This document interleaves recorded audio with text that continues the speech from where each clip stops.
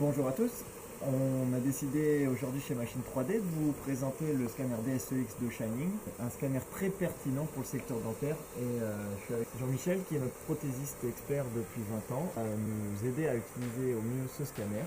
Objectif de cette petite vidéo, vous montrer la simplicité d'utilisation de ce scanner et scanner un montage en occlusion de deux empreintes, deux modèles.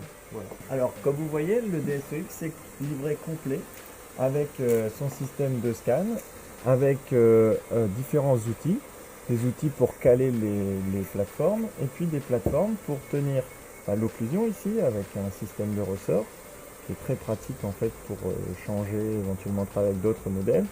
Un porte-empreinte, voilà.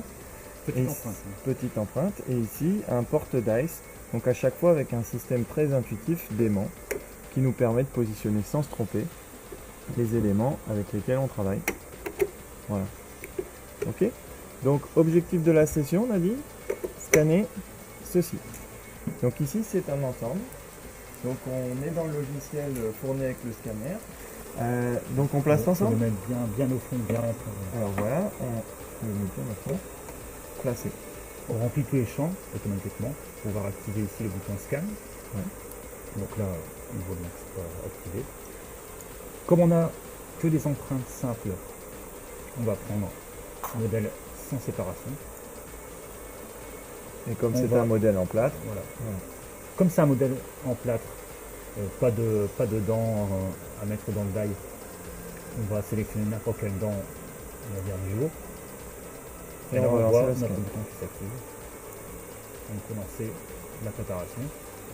Vous voyez en haut à gauche, il y a la caméra qui détecte l'objet. Voilà. Et il nous demande d'insérer la mâchoire complète. Voilà.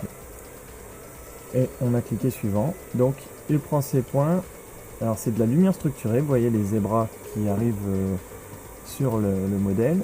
Et étape par étape, vous voyez sur l'écran de Jean-Michel se reconstituer l'ensemble de la prise de mesure. Alors là, on a une première image qui est le positionnement de l'occlusion. Voilà. Et là, c'est au moment où tu dois marquer la séparation, c'est ça? Voilà. Ici, c'est la hauteur de coupe. En fait, c'est la hauteur de coupe. Donc si on coupe là, on ne retrouvera pas notre...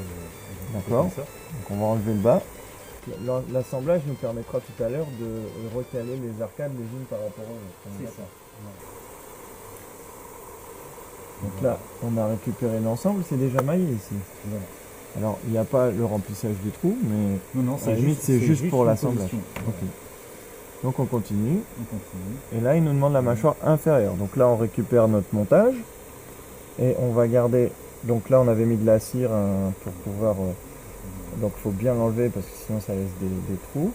Donc maintenant, on met la partie inférieure. Tac.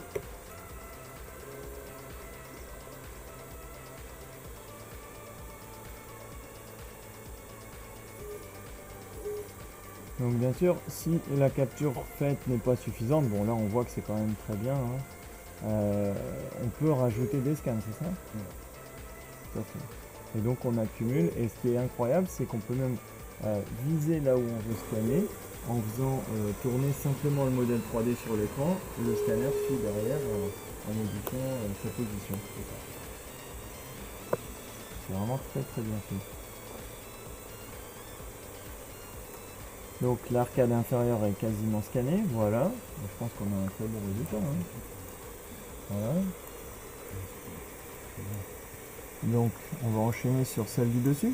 Donc là je prends l'inférieure, je la remplace par la supérieure. Voilà.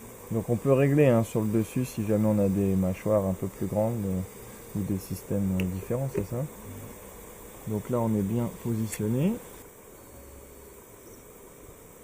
Donc au total on a une trentaine de secondes par arcade. Et l'ensemble prend à peu près 2 minutes 30 quoi, si on le fait rapidement.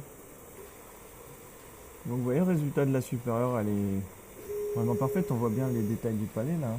C'est bien. Voilà.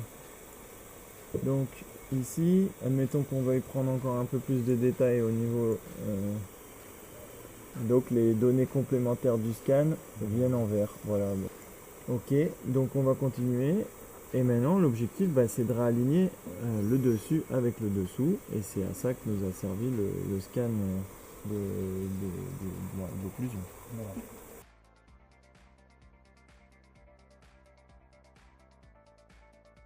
Et donc là, on peut sortir le fichier STL et travailler directement. Voilà. On a vu tout à l'heure, on n'a pas nettoyé, pour aller vite, hein, on n'a pas nettoyé les agréables, mais on a plus. Là, c'est terminé. Voilà, là c'est terminé.